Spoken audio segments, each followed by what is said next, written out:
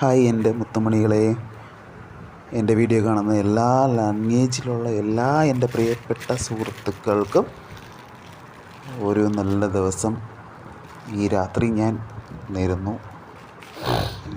എന്താ പറയുക, നല്ല നല്ല കണ്ടൻറ്റൊക്കെ ഇടണമെന്ന് ആഗ്രഹമുണ്ട്. പക്ഷേ സാഹചര്യങ്ങൾ ശരിയല്ലാത്തതുകൊണ്ട് പറ്റുന്നില്ല.